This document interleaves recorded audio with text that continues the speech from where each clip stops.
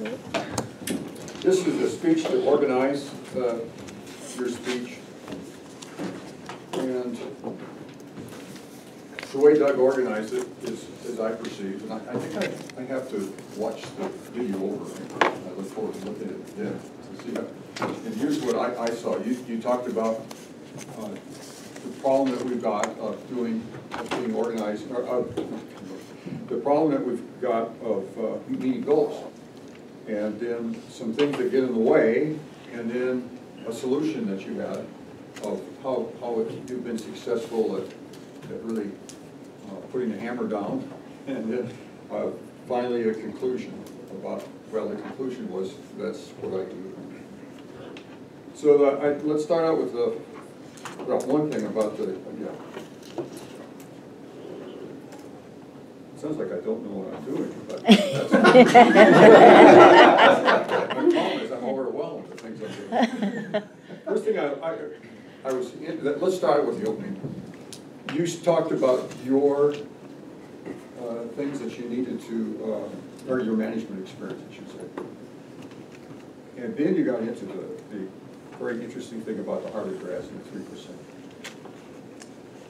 I think that would have been a better place to start. For instance, not rewriting your speech, but something that gets a little bit more attention. I think the Harvard grad thing did.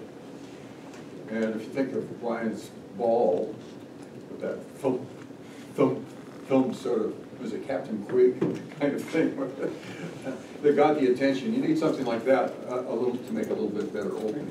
And I thought that is an example, that would be a great place to start. Okay.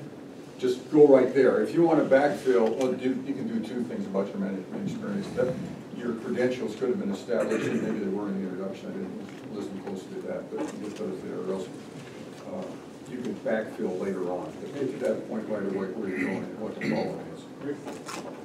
The gestures, your opening was like this. The whole opening. Yeah. So get rid of that. Finally, you talked, well, when you started, I think when you started to talk about the management Harvard thing that you're asking about.